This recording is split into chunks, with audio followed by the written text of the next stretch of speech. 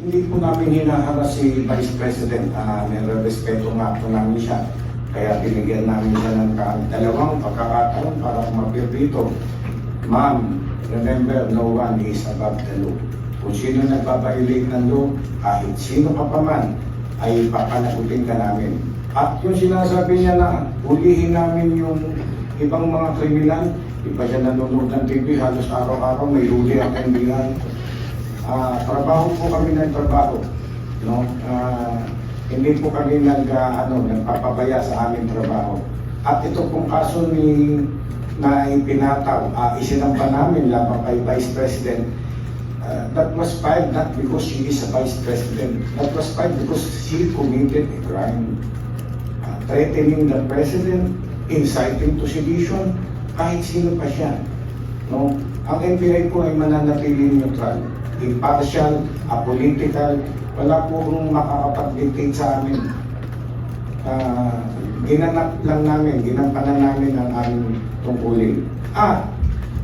Yun pong filing of cases ay product po yan ng pagpapalitan ng puro-puro ng opinion ng 5 abogado. Inagdag nyo na po ako.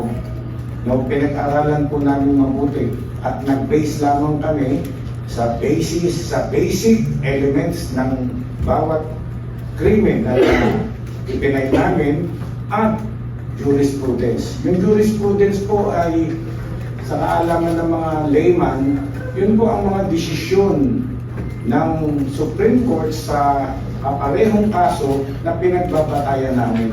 So being a judge, we were trained. If you base your decision on the basic law, the elements of the law, backed up by jurisprudence, you will never go wrong.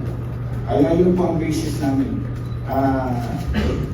Sana po binasa ni Atty. Sal Panelo yung aming report. Makikita niya, binatbat namin ng sakatutak na jurisprudence bakit kami nag-come out with that decision. Ganun po yun.